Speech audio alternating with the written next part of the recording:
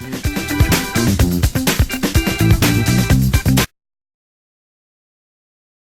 we're going to talk a little bit about predatory lenders and alternative lenders, right? Kind of an interesting topic. So when I say predatory lenders and alternative lenders, what do you guys all think I'm talking about? Payday loans. Payday loans, car title loans, those types of things. Those are the things that we're going to go through. And here's what we're going to talk about. What are the types of loans? Because they all have similar characteristics, but they have different names. So sometimes you think, oh, this is not that kind of loan because it's a payday loan, or it's not this kind of loan, it's a check cash loan, it's a pay advance, right? Well, they all have the same characteristics, and it's important to know that regardless of what they're called, as long as they do certain things and have certain characteristics, that they're in this category that get people in trouble. Then we're going to talk about who's targeted, because it turns out that specific people seem to be more susceptible to using these types of services and then getting in trouble than other groups of people. So who are these people? Are we among these people? And what can we do if we are? What can you do if you're caught up in predatory lending, and what are your consumer rights? What are those alternatives, and what are your resources if you feel like you're over your head, okay?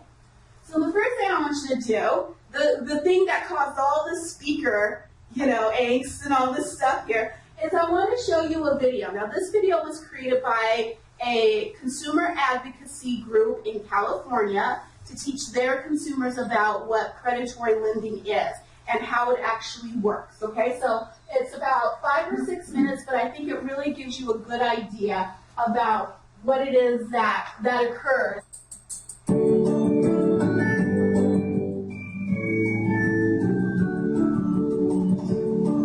Can y'all hear?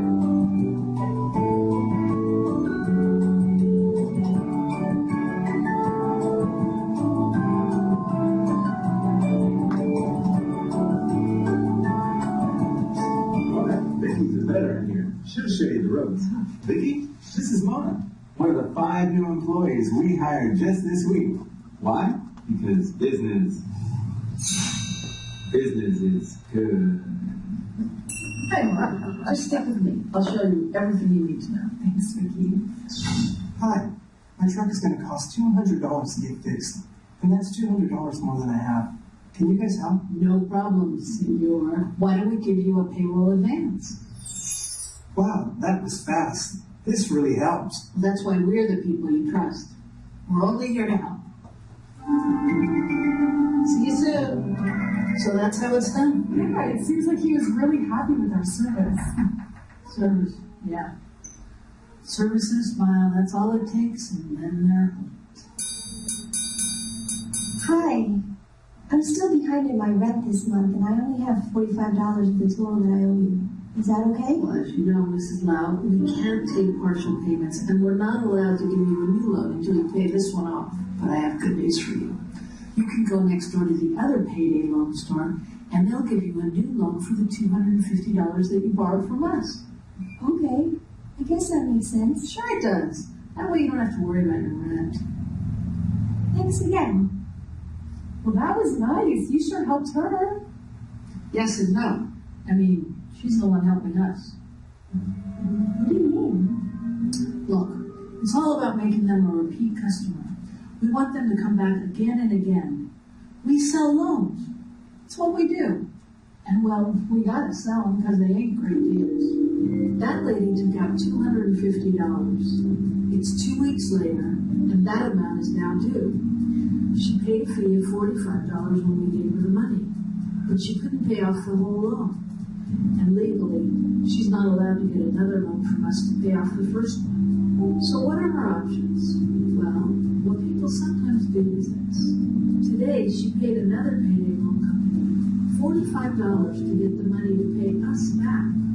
And chances are, she still won't be able to come up with that additional $250 on top of all her other bills in the next 2 weeks. So then what is she going to do? I mean, so far she's paid $90 in just 2 weeks. Now you can call that helping her out, but I call it, well, Wow. How can you make something so bad sound so good? Well, first of all, you gotta play on this crazy APR. But you know, with a slogan and a nice smile, you too can sell anything, Luna. It's business. Vicky's right.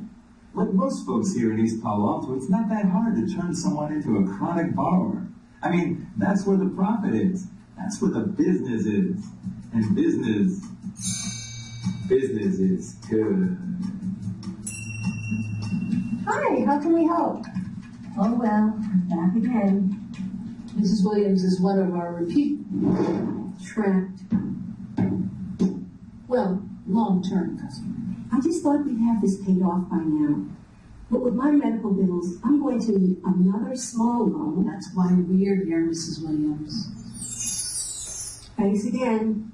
See you soon. How many times has she come in for that one loan? So, no. Oh boy, poor her. Poor her is right. Mrs. Williams borrowed $250 for her first loan, but she could never quite come up with the entire $250 to pay it all back.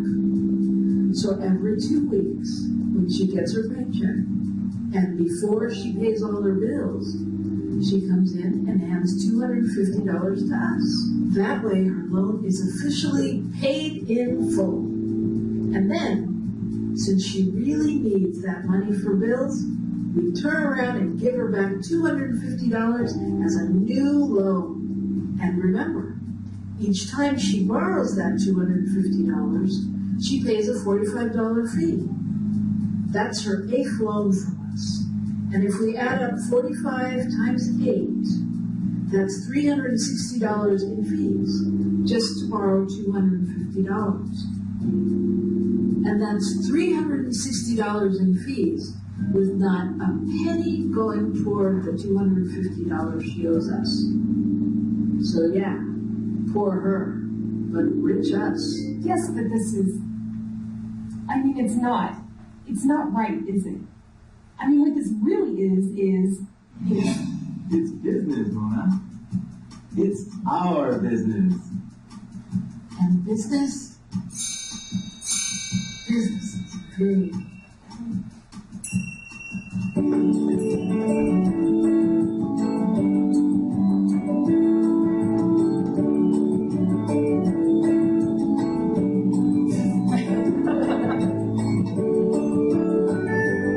That's basically it. And then they're going to give all sorts,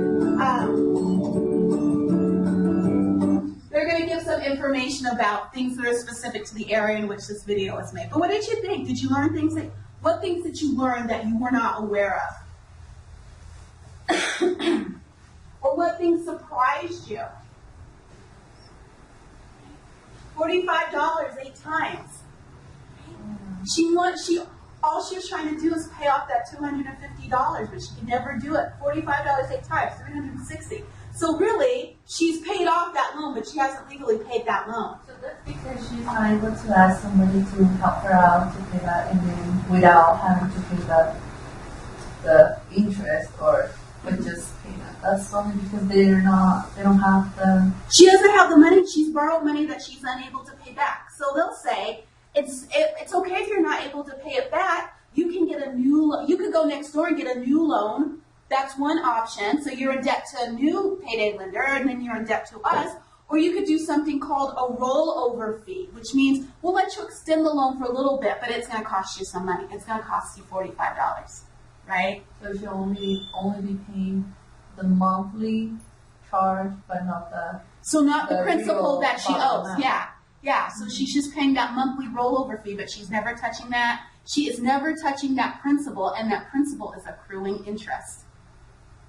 Yeah. So it can you see how it can be a trap?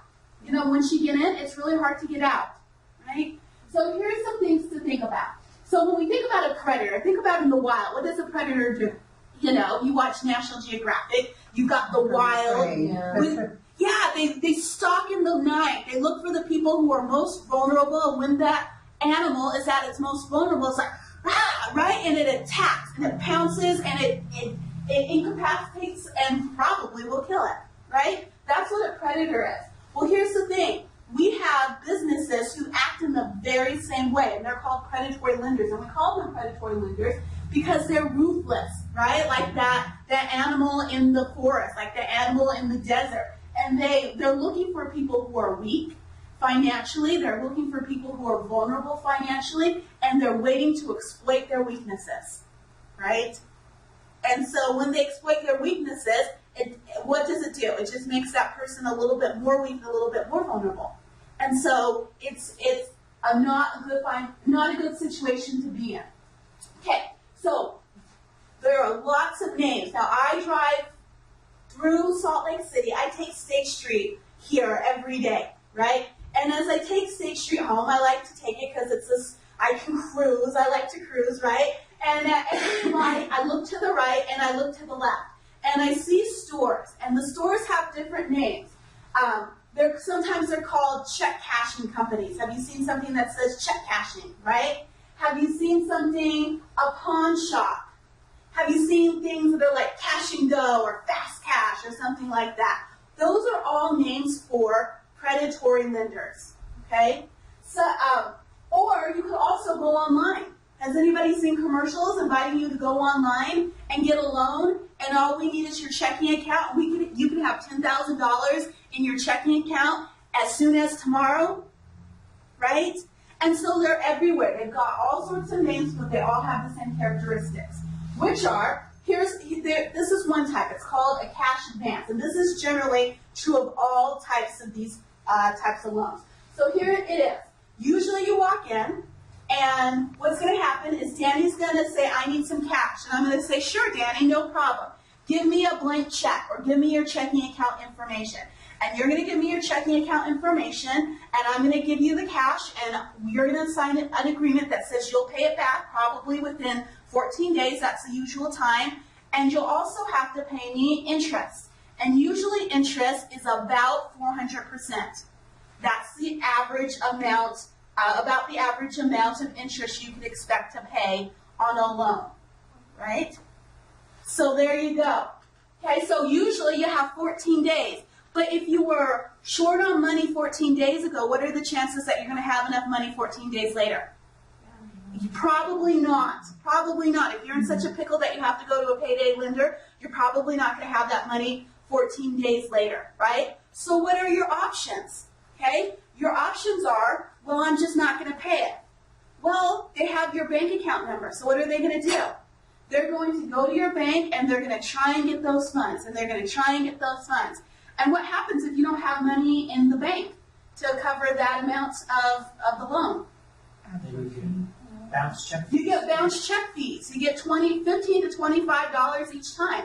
And they're not going to say, oh, they got a bounce check fee once, so I'm not going to do it again. No, they're going to keep on doing it and doing it. So not only have you not paid them, but now your checking account has gone deeper and deeper into the red because they keep on submitting it, right? So that's one option.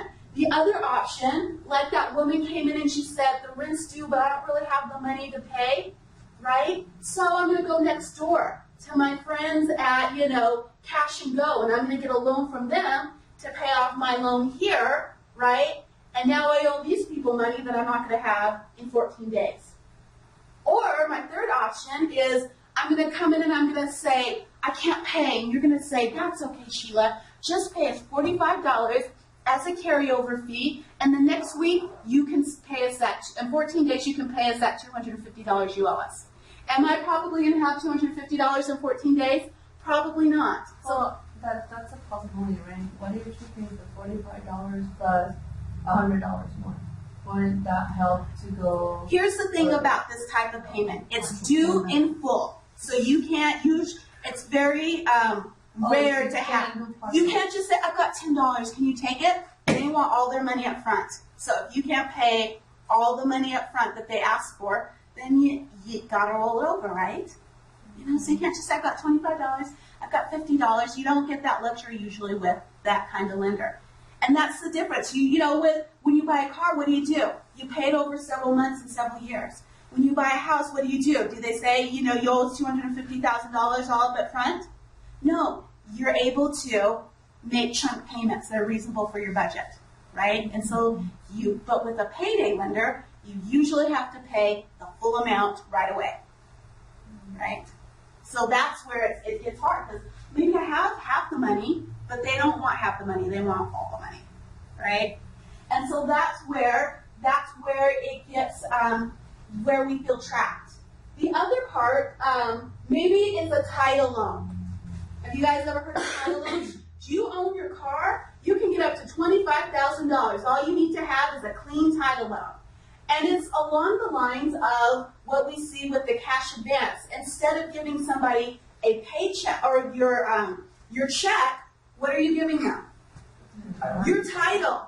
And if you don't have $200 today, you probably won't have $200 in 2 weeks. So what do they have? They have your title, which means they own your car, which means that your car could be what? Repossessed. And how are you going to get to work to make the money to pay off the loan? You're probably going to have to do some serious walking or some serious bus time, right? You know? And so I think this is, I don't know if I could say one's more dangerous than the other, but this one takes away something that helps me make the money to pay off the loan and helps me make money to feed my family and to put a roof over my head. So if I have to say one was worse than the other, I think that title loan is just a really, really bad idea. They're all bad ideas, but this is especially egregious, okay? So those are some types of loans that we see. These are the things that we think about most often when we think about predatory loans. Some other type of loans we need to be aware. What about pawn shops? What do you know about pawn shops? Has anybody ever pawned anything? I pawned something. This is what happened. I came in, I needed some, I was trying to liquidate so I could pay some bills. I took in these items, and what the pawn person did is they looked at them and they appraised the value, okay? And they said, you have two options. I can either pay you cash outright for these items, and you can take that cash and go, or I can give you a loan for the value that I think these items are worth, okay? And so these items are essentially your collateral, okay? And you can come back. It's usually about a 30-day period. And if you come back in 30 days and you pay me back, then you can have your items back. But if you don't come back in 30 days and pay me, guess what? Yeah, they sell your stuff. They get to keep all your stuff, and they sell it and they make money, right? And so 30 days, I can come back for my tools. I can come back for my bike, right? And many times, we can't do it, so we end up losing our goods, okay? Sometimes you could go in and you can buy advances, like we talked about the rollover with the payday stores. Sometimes with pawn shops, you could also buy extensions too. But what are you doing? You're buying time, but you're not paying down principal. You're not paying down that interest rate. But each pawn shop has their own way of doing the loans, or that applies to all of them? Generally, that's how all pawn shops work. They're going to look at your items and they're going to assign a value. Now, that value is going to be very subjective based on who the owner of the pawn shop is and what kind of inventory they have. They're probably going to lowball you. They're probably going to tell you that the guitar you paid $1,000 for is only worth, $850 or something like that, because they need to make a profit, right? And then they'll give you those two options. You either walk away with the cash or you take the loan, right? But basically, they all use that same kind of operating procedure, generally. Okay, so that's another one. Rent to own. Who's ever done a rent to own? Right?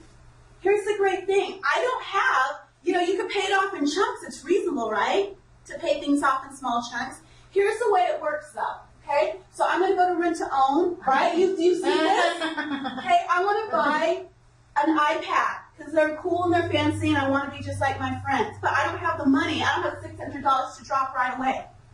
So what I'm going to do is I'm going to go to rent to own and I'm going to make weekly payments. And they say how many payments and they say how many weeks that you must pay it, right? So if I pay $38 for 48 weeks, which is a standard, I looked this up at several rent to own places. It's about how much you pay for something of this. This is 400%, right? Well, you're paying, so look, you're paying, when it comes to $38 for 48 weeks is $1,872, right? So you're almost paying 3 times the amount, a little bit A little more than three Three times. times, yeah, for what you could, if you just maybe would have saved. Sometimes we get really antsy, right? I've got to have it. All my friends have it. I need to have it, right? Sometimes we get confused with what our needs are versus what our wants are, right? And because I want something so badly, I'm willing to pay 3 times as much for it than if I just waited a little bit, right? So reminds me of my question from last time. Mm-hmm. So it's because we don't have the habit of being able to save Yeah. the money, and but there's a good time when okay, never mind. But we also need the credit. You do. So that won't apply to just Here's any kind of credit, just certain types We of. need credit to make big purchases, to buy houses and things like that. So you have to think about what's the best way to get credit. And the thing about this is that this kind of credit usually isn't put on the credit report that banks are looking at to give you a house. So they're not going to see that you pay to rent to own 38 weeks and you're reliable. There are separate kinds of agencies that kind of monitor that amongst this group of lenders. So this is not the type of thing that's even going to go on your credit when it's time for you to buy a house. Even So if you go good on your payments. like even that, if you go it won't good, count. it's not going to show up, right? And so you spent all this money, more than you had to, and you have excess payments, and it doesn't even go towards your good credit record. But on the contrary, if you don't pay, it'll affect It goes you. on your credit. Yeah, Oh. absolutely. If you don't pay it, it goes negatively on your credit. But if you do pay it, it doesn't help you really very often, right? Yeah, yeah. One thing my boyfriend found out is some of these car places that, financing suit them and everything, it's the same thing with them. They'll tell you, yes, this will go on your credit. It'll show when you pay your payments and everything. Well, he got a car and he paid it completely off, and then he went to get another car at another place and Didn't show up. didn't show up. And even though he paid it in full, Yeah. and he was never late. I'm going to tell you some things to look out for. So when you're evaluating, is this or is it not something that I should be involved in? There's some checklists of things that you should be seeing. And if you see these things, these are kind of like red lights that say stop, rethink these. And we're going to go through those.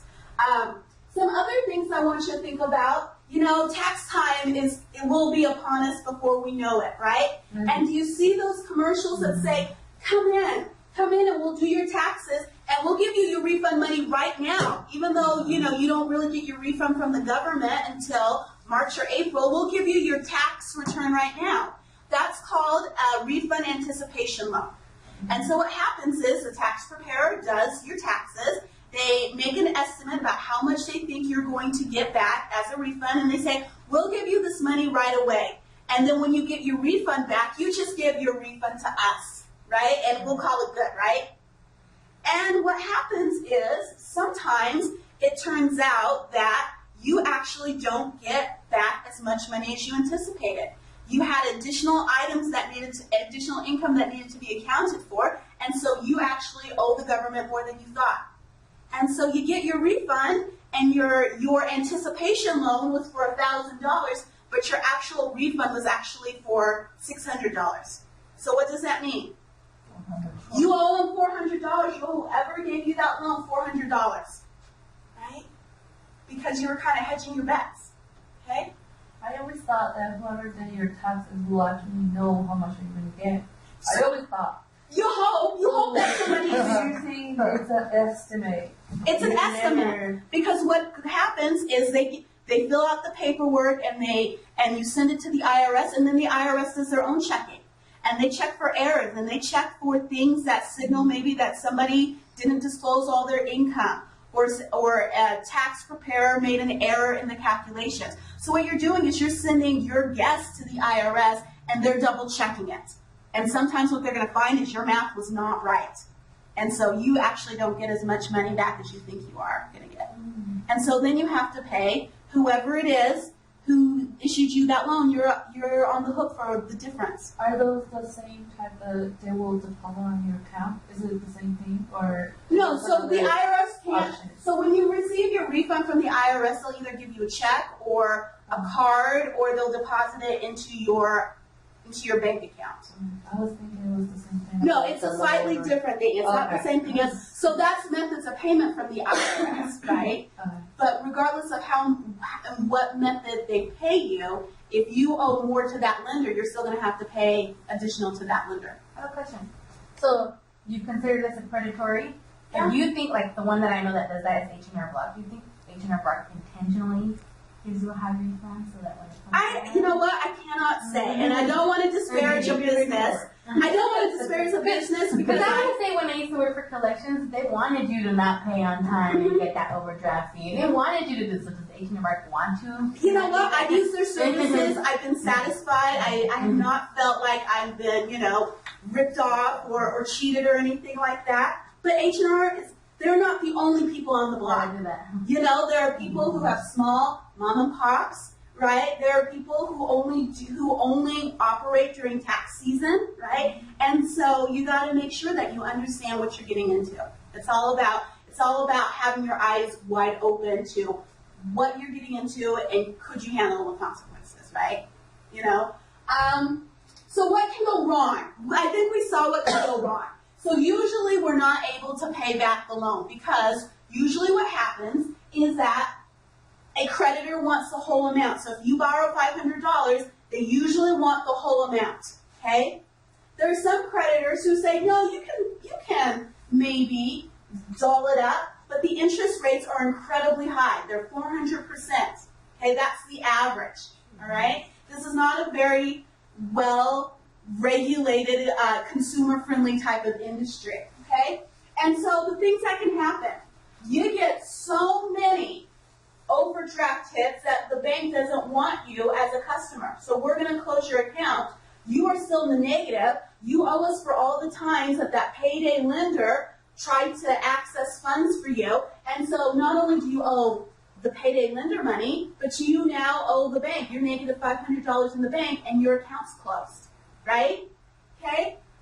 People who use payday lenders are at about 30% more likely to file bankruptcy. And the thing is, here's the thing, go home and watch your TV. They say, don't file for bankruptcy, just get a payday loan, right? We'll help you through this rough time, okay? Well, they're actually expediting this. The other thing is, because we're spending so much time trying to rob Peter to pay Paul to make our payments, that a lot of times that doesn't leave a lot of money left for food. That doesn't leave a lot of money left for gas. That doesn't leave a lot of money left for rent, okay? And if our car's gone, then we don't have maybe the capability to earn income for food, rent, and those things, right?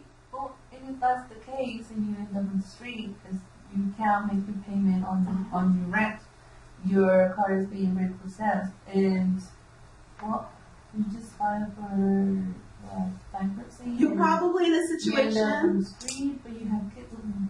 A lot of things like that happen. Things like that happen. How are they going to get the money if you don't have a way to produce, to work for that money to get that? And you know what? That's how we feel. But they're in a business to make money and they have a different perspective, right?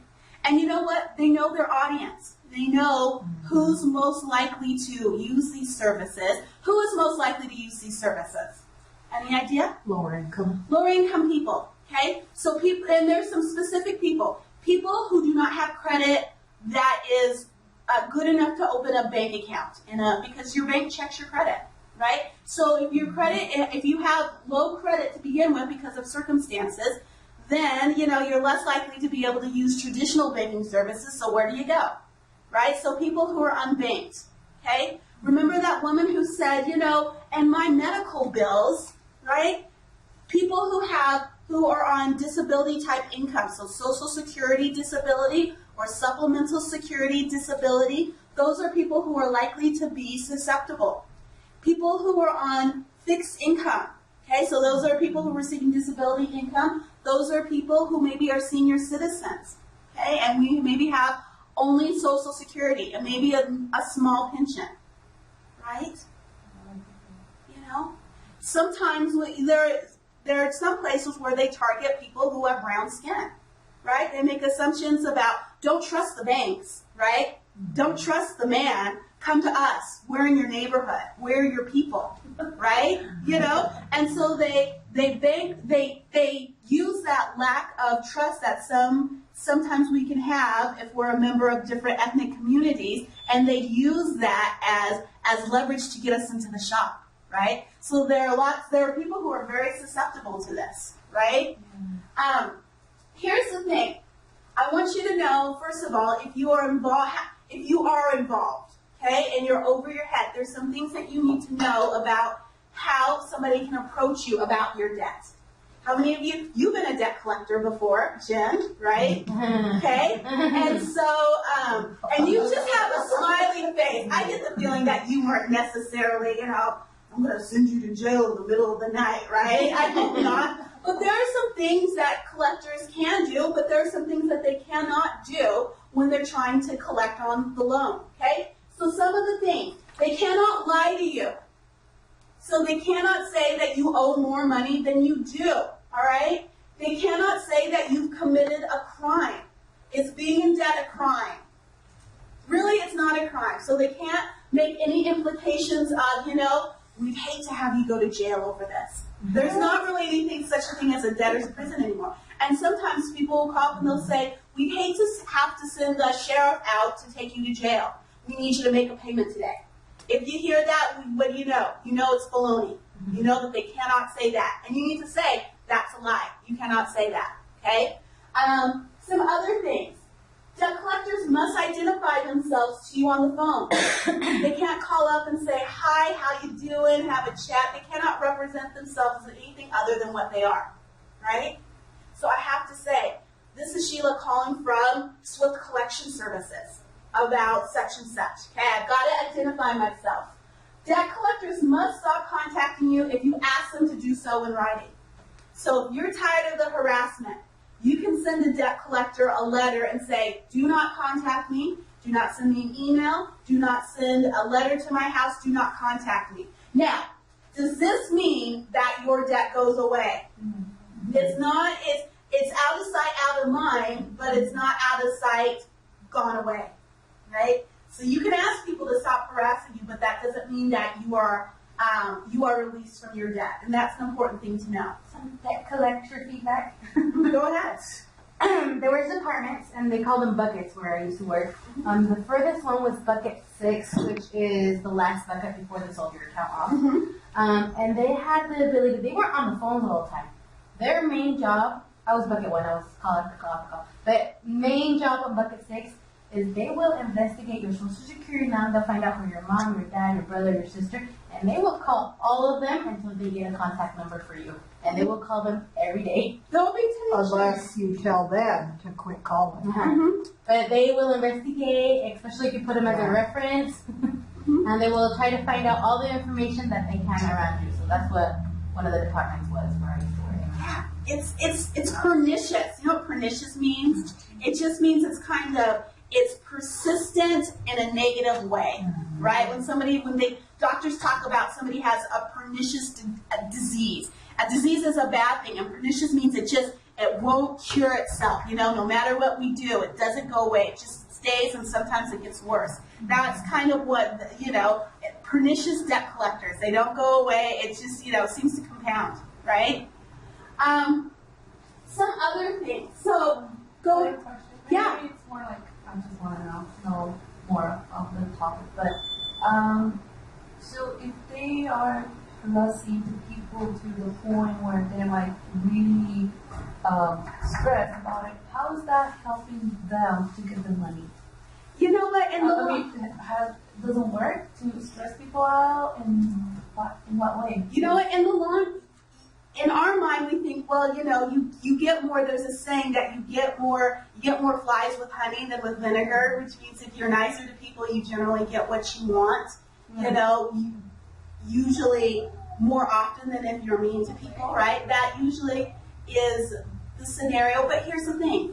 They're in a business, and they know that they're going to get their money regardless. They're going to harass you till you give them their money, or they're going to harass you until they're in bucket 6, and they're going to sell their debt off to somebody else. They have to pay bucket 6 to do that. Bucket 6 is going to pay them. Bucket 6. So at some point, There are people who make their money by taking debts off of other people's hands and then collecting that payment for themselves.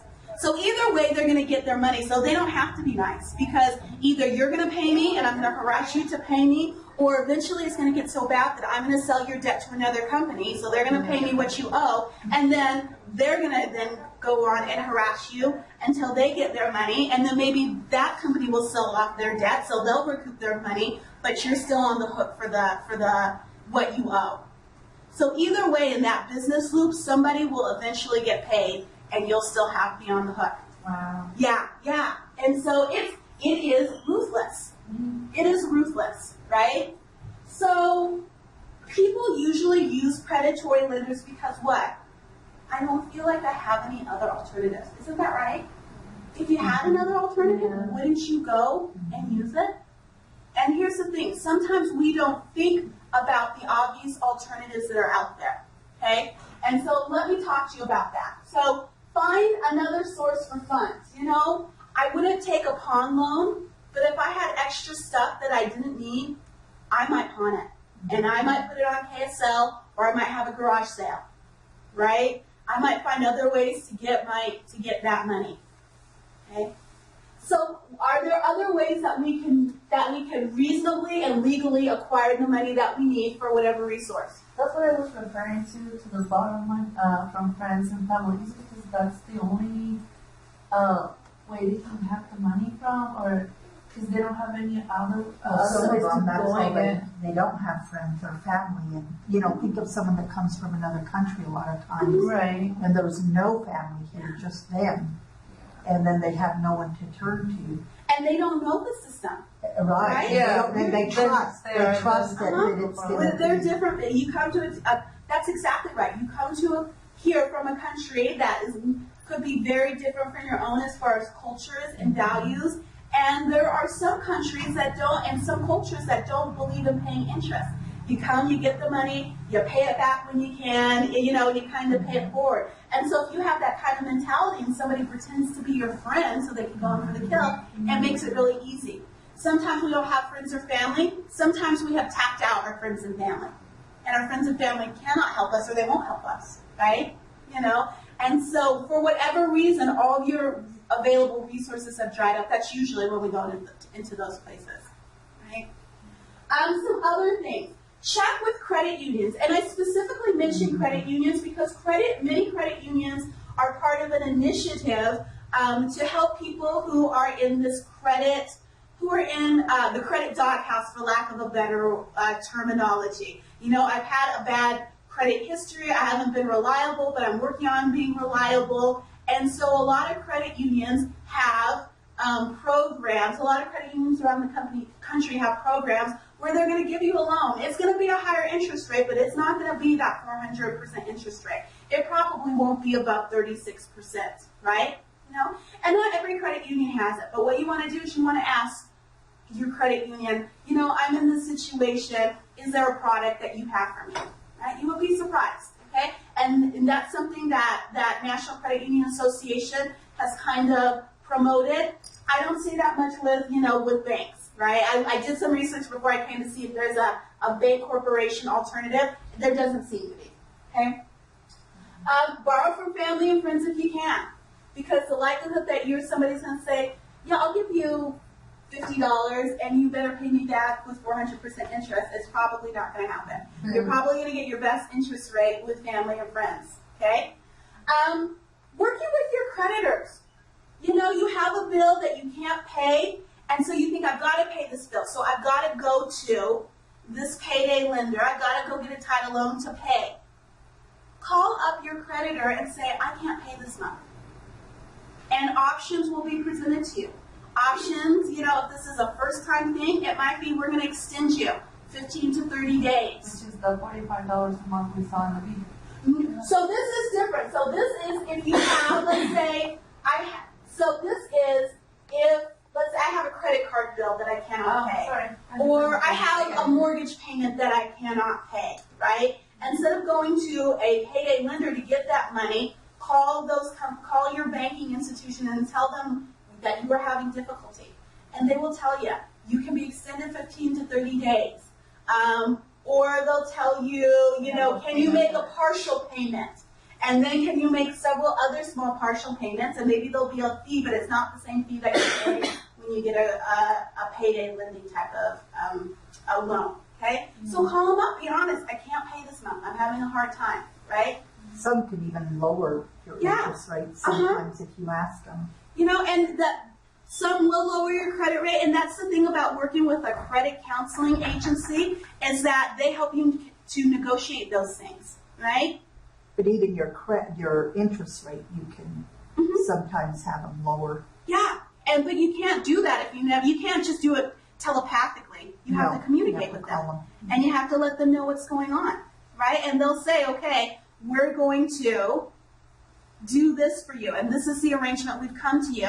Now, if you don't meet that arrangement, then, we're back to square one, but they're going to be reasonable. They're going to be much more reasonable than if you went to a payday lender, and then tried to repay that kind of loan. Yeah. Some other things. You know what? Use a credit card. Credit cards are high interest rate. What is your credit card interest rate? Generally. Anywhere from 12 to 24% interest, right? So is that a high interest rate? It is a high interest rate. 375% interest is a higher interest rate than that, though. The other thing about using a credit card, these are not the ideal options. The ideal option is I have perfect credit, I have enough savings, I can buy the things that I need. But sometimes when we're in those situations, right, it's better to use a credit card which has a significantly lower interest rate. You can pay it off in small chunks, right? And if you only have the minimum will do. It'll take you longer to pay it off, but you're not in such a chokehold, right? The other thing you might find yourself falling back on is your overdraft from your bank. Do you know what I mean when I say overdraft? So I signed up for my bank, and when I opened my checking account, what they told me is that say you write a check to somebody and it turns out you don't have enough money to cover it. Well, we will cover it for you, and you'll owe us that money, plus for my bank, it's $15. So if I wrote somebody a check for $100 and I didn't have $100 in the bank would cover it, and I'd owe them that $100 back plus $15. So I'd owe them $115, right? And that's a lot less than the interest rates that we're paying. And we're not paying continual rollover fees, right? And so sometimes we need to use our overdraft. It is not the ideal situation, but sometimes we know that is the lesser of the evils. When you're thinking about, good, better, best, horrible, those types of things. And you move on the scale, it's not that, where we have payday lenders is kind of the worst, and perfect credit and banking the best. It's kind of, we're moving along the spectrum here. Some other things, we talked about financial counseling several times today, right? Getting help. Going to somebody who's so people who give you financial counseling, so when you go to credit counseling, you're going to see somebody who's not necessarily just, a volunteer who's interested in helping you out. This is somebody who is trained, okay? Somebody who is trained in helping people figure out reasonable budgets, helping people who have no money figure out reasonable budgets, helping people who owe bills figure out reasonable budgets, helping people figure out what their rights are, what they can ask for, and what they should ask for, okay? These are people who are going to help get you on track. Will you be able to pay all your bills right away? Probably not, okay? But you'll have a road that you can walk on where if you follow the map, soon things fall into place and it seems a little bit more manageable. The other thing is, do we build an emergency fund? Right? How do we build an emergency fund? A little at a time. A little at a time, that's the thing. Let's talk about the things that you bought today. Did anybody buy coffee today? No? Did anybody I go early in the morning to Holiday Oil and I get my 68,000 ounce thing of Coca-Cola, right? It's as big as my face, okay? Did anybody eat out for lunch today? Right? You guys are so good. We have money. Does anybody have money? We have money, but we don't know that we have money. When I think about things, I think about, okay, that incredibly large container of Diet Coke I have, that's like $3 a week. What if I drink water and I put that $3 a week in a can? I would probably be healthier. I'd have lower blood sugar. I would weigh less, and I would have $3 a week that I put in that little can. What about my Netflix, right? You know, I gotta have Netflix. Okay, I gotta, you know, well, what happens if instead of having that $7 to $11 a month for Netflix, I went to the library and got DVDs? Oh, perish the thoughts, you know, that I have to watch a DVD. Or maybe, you know, if you want digital movies, maybe I watch movies on my computer using the library's digital movie service, right? Do you like that? I love that. Thank Here's you. the thing. We always say, I don't have enough money. And it turns out that, you know, we build it little by little, and it turns out that we take a little bit here. I'm not going to get my Coke this week. I'm going to give up. And sometimes I can't bring myself to say, oh, I'm giving up Netflix. So I say, I'm just going to give it up for a month, right? And then by the time that month comes around, I hardly miss it. I was like, oh, Netflix, right? I used to have that, but now I use Scoopla with the library, right? And so those little things add up. So you don't have to say, you know, I've got to mortgage my first child or something like that to start an emergency fund. You just put little chunks all the time, and slowly those chunks add up to something substantial. Okay? So even when you're in the midst of this, think about those little chunks that you could do. Do I need to go to Holiday Oil? Do I need to go to Starbucks today? How many times do I need to go down to the vending machine? Take that money that you would have spent and put it in. Drink water. Go to the library. You know, think about those things. And it's hard, and you know what? You don't have to do it forever. You could eventually go back to those things, right? But you do it now. You do it now to regain control. Some other things I want you to think about your consumer rights. Debt collectors may only contact you between 8 a.m. and 9 p.m. So if you're getting calls at 9:30, you're getting tells at 10 o'clock at night, 6 o'clock in the morning, that's a no-go. And say that. You may only call me between 8 a.m. and 9 p.m. Okay? According to the Federal Trade Commission, the law, right? Some other things. Debt collectors may not contact you at work if they know your employee disapproves of the phone calls. So, because sometimes we put down where we work as part of a reference in the initial application for credit, right? And then the creditor has that telephone number. You say no, they can't do it. They can't call you at work. They should not call you at work. It's against the law. Now, if they do call you at work, we'll talk about what you're going to do. If they do violate any of these things, we're going to talk about what you should do. Debt collectors may not harass, oppress, or abuse you. So they cannot say, you little cow, you better pay your money. They cannot say, you know, I'd hate to see your legs broken, right? You know, this is not the Sopranos version of collecting debt, right? That's not kosher, okay? Some other things. We talked about who's at risk, elderly, ethnic minorities, people of poor history.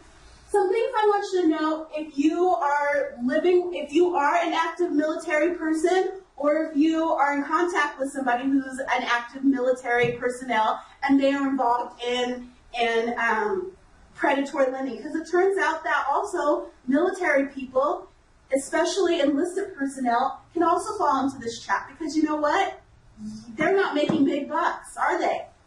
No, it's a hard life too, right? And especially if I'm deployed and you're at home and we have to work together to make finances work, and there's a lot of stresses that happen. So here's the thing. So when somebody attempts to get a loan, no matter what type of loan it is, if they disclose that they are an active military personnel, the interest rate cannot exceed 36%.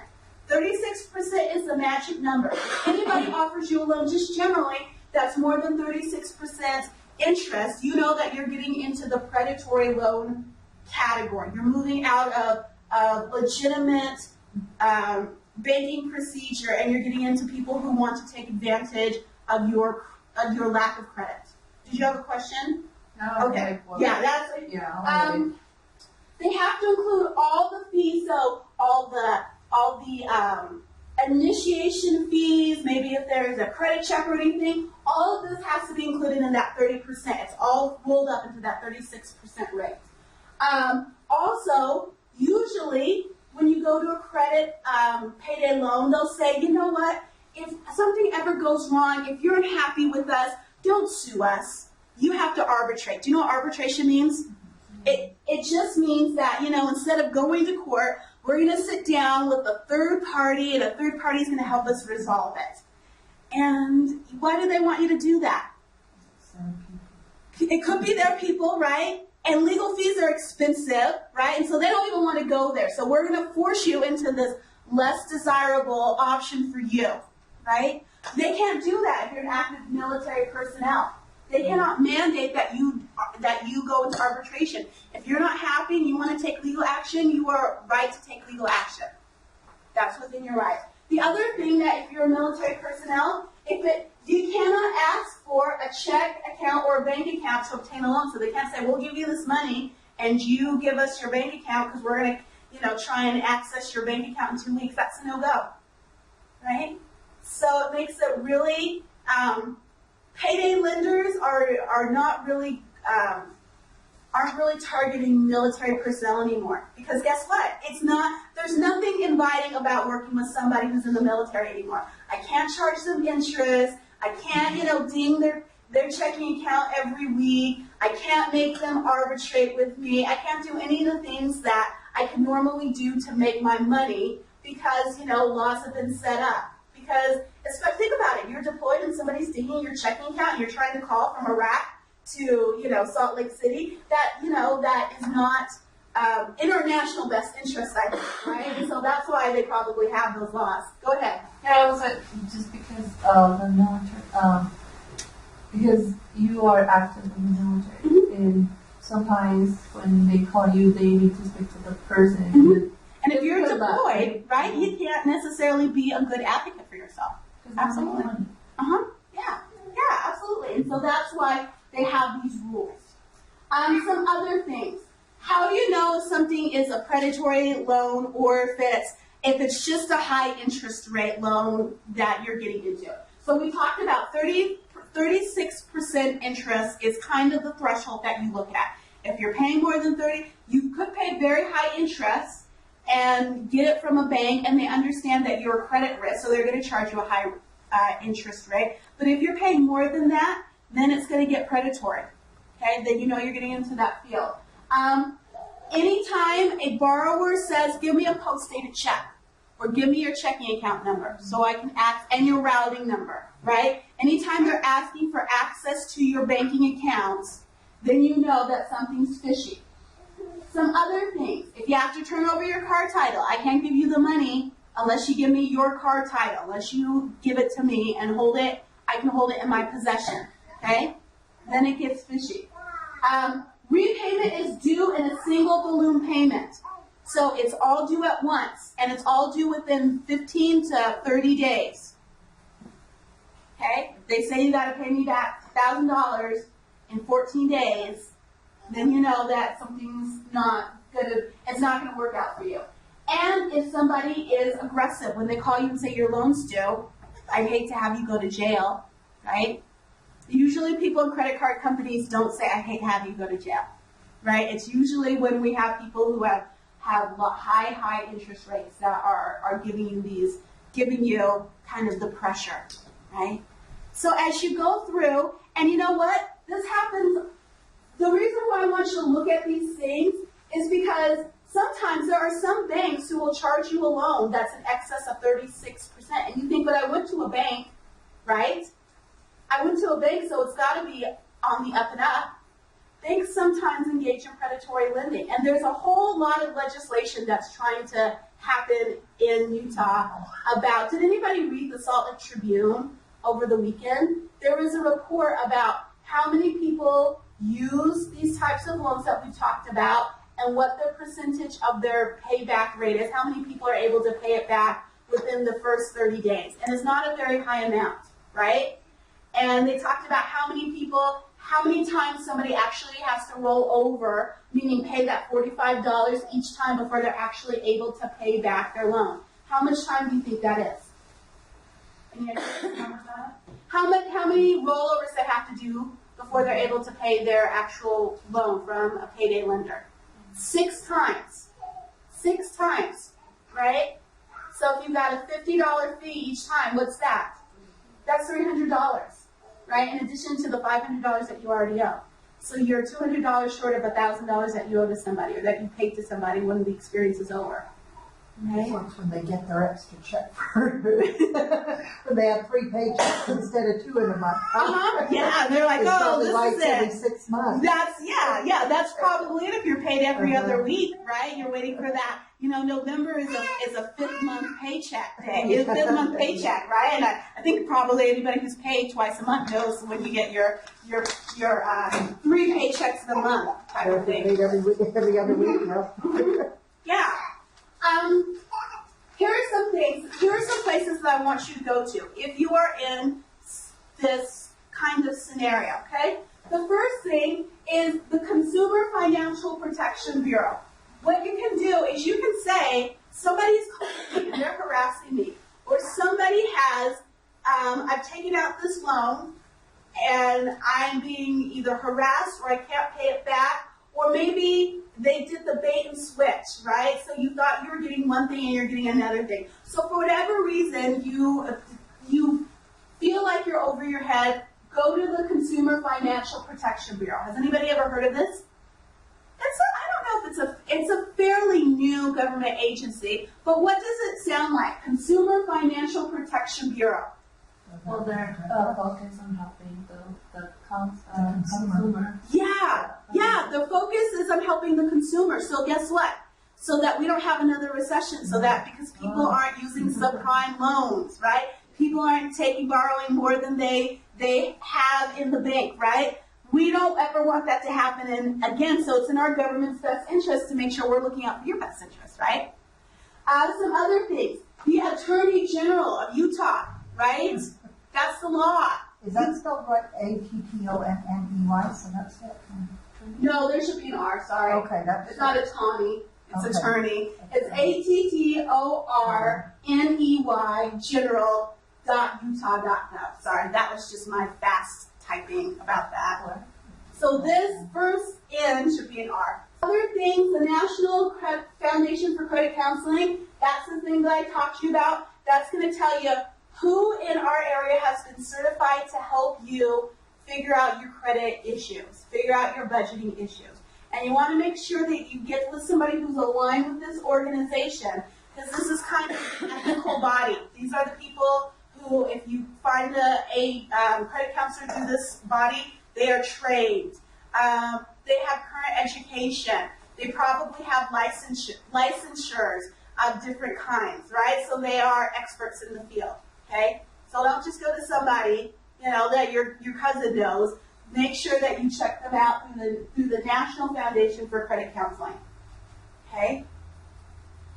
All right, so last time I talked way too much, right? And there wasn't enough time to get any business.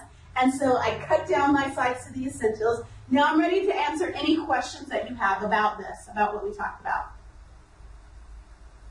Go ahead. My only issue is when I got divorced, I went to consumer credit counseling, and I found out they weren't paying all my money, and if I would have known, because I wanted to be a good person and pay all my debt back, it would have been better for me just to file bankruptcy, because when you use a counseling service, they try to get your payments lower to pay it back, but then it dings your credit. So yeah, you need to go in with your eyes open. A couple things about credit counseling. There are credit counselors who will just go in and help you put your financial house in order and figure out which fields are the most important to take, knowing that your credit's bad and maybe you're going to take a few more things before you get better. They help you kind of triage your situation, okay? Then there are companies that say, we're a credit counselor, and what we're going to do is we're going to give you, you're going to pay all your money to us that you owe to the creditors, and then we're going to distribute it. And then after a certain period of time, if you've made all these payments, then we're going to give you a loan for the rest of your money. So we're going to clear you out with your creditors, and then you're only going to owe us, right? And I don't know that that's an ideal situation either, because what they're doing is they're distributing the money for you. And sometimes they're not distributing it in a timely manner, right? Quite honestly, okay? So when you see those companies that say, we're a credit counseling, debt consolidation company, give it some pause, okay? You want to find out, when are they paying the bills? Are you being charged a fee for having them do this service for you, right? And so you want to be aware of those types of things, okay? Because that's two different things. Helping you triage and helping you make decisions is different than somebody taking control of your finances for you, right?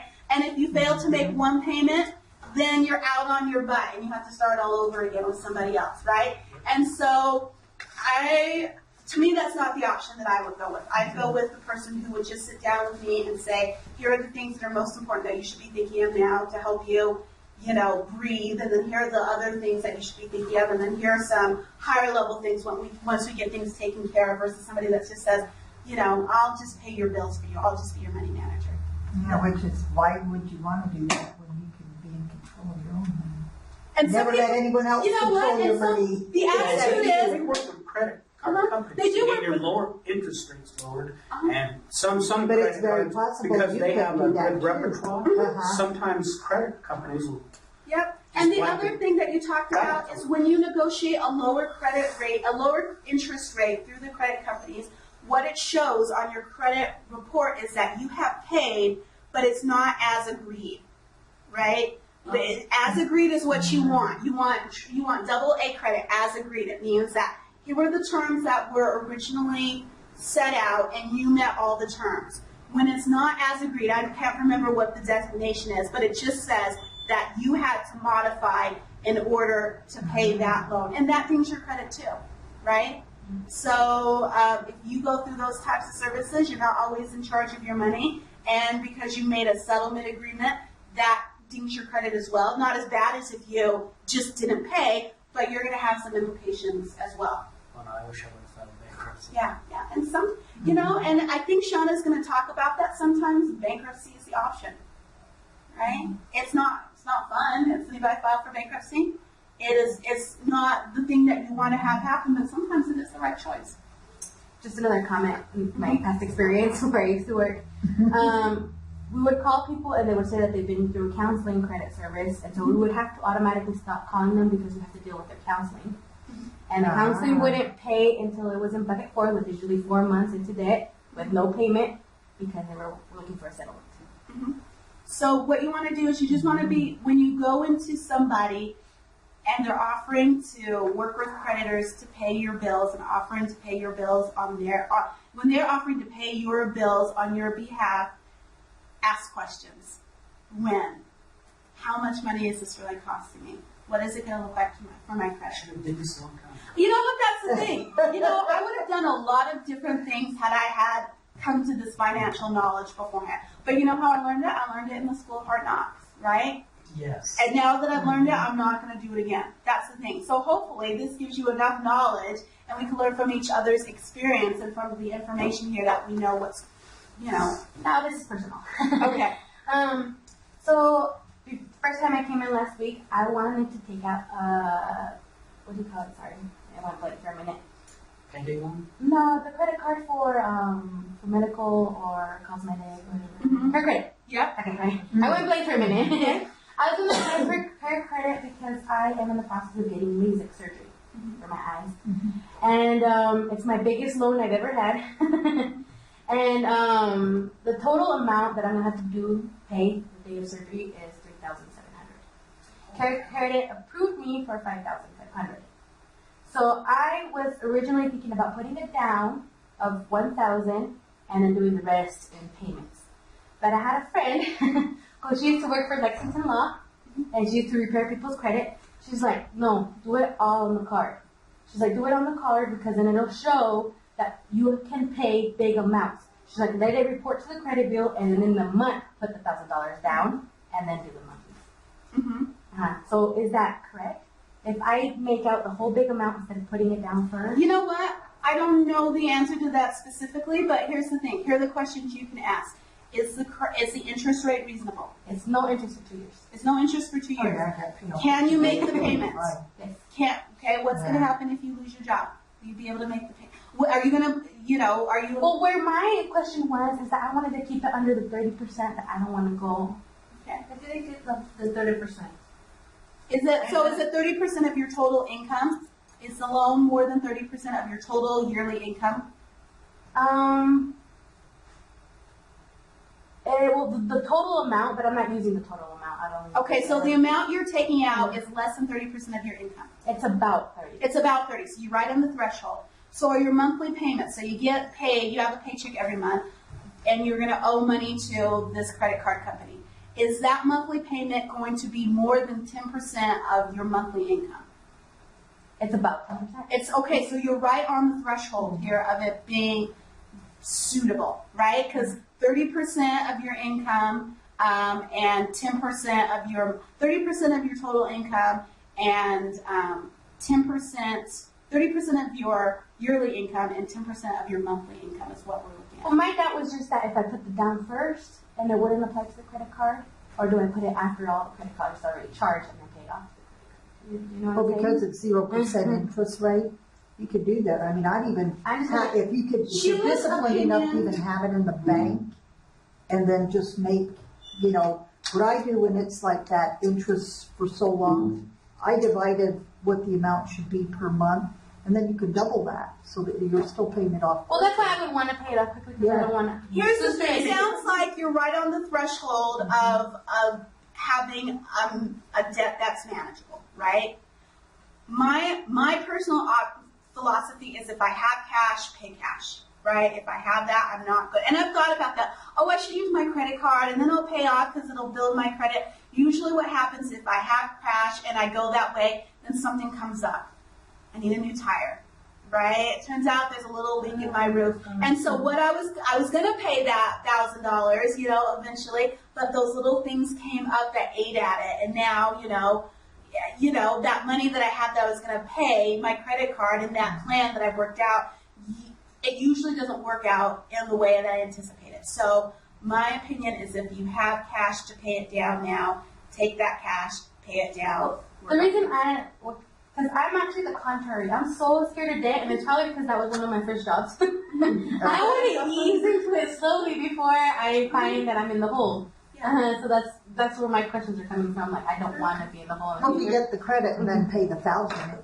Well, you live It won't in Utah, matter, you because can it's get 0% many customers. interest. That's the thing. Have them all pay. You know what? It's up to you. It really is. I think, the thing that you always just want to make sure of is, do I have the capacity to meet my obligation? And even to deal with surprises. Yeah, and to deal with surprises, absolutely. Yeah. And if I have the capacity to meet my obligations, if I'm reasonably able to, is there a little cushion available, the oh crap fund, do I have an oops fund, right? If I feel like I'm reasonably able to manage the debt, then you use the credit.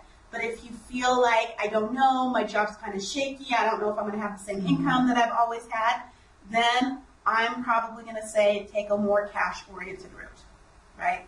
So that's my answer Until for you you. get your cash. That is my answer. It's all about assessing your risk.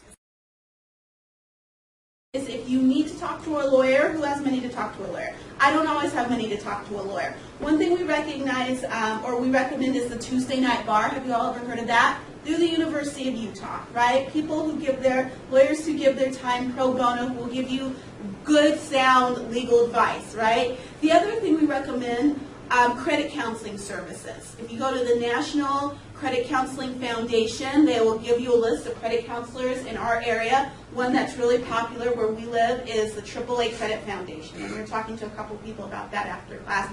And you know what credit counseling does? Has anybody gone through credit counseling? Are you familiar? So what is it all about? I'm just barely going through it right now. Okay, so Well, I sat down with a gentleman. I went into a place up on 7th East to inquire about buying a home. I've never done that and what I need to do. And they hooked me up with a gentleman who works through their office that does credit repair. yeah. And so he sat me down and he went through, pulled up my credit, went through everything that was on there, and he gave me websites to go on so that I can dispute what's on there. I just recently got my letters from the 3 credit bureaus, and I'm going to send those out so that they can start disputing everything that's on there, and they either have to within 30 days. So what you're doing for your bank is giving you an opportunity, if there are any errors on your credit, to take care of those, because errors can ding your credit score for the worst, right? And that happens. People have similar names, people have shared addresses, things along that line. So it gives you a chance to do that. One of the things I learned too is even though I have some things that were paid off, it's on there as a negative. So it shows it was paid in 2009, but it's on there as it's negative towards me. Yeah, and it'll show, and sometimes it has to do with when you paid and how many days between payments and things like that. So one of the things a credit counselor will do, they'll help you if you need help navigating and understanding your credit report. They'll also help you figure out a budget. They'll also figure out how to help you pay your bills and in which order. You know, if you are overwhelmed, this is a really good place to start. Okay? So I wanted to give you those resources before we got started. So today we're going to talk about, go ahead. Write those 2 down on the board. Yep, I will. Would you please? And they're also going to be at the end of our guide. So we've got the National Credit Counseling Tuesday Night Bar. AAA. AAA is a credit counselor who is a reputable credit counseling agency in Utah. And they're about 2nd East and 2nd South downtown where the post office is. And they're called AAA, they're credit counseling.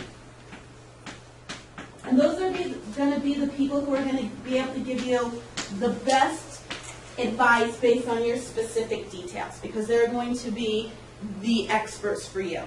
Okay? That's what I wanted you to. So I just wanted to make sure that we addressed that from last week.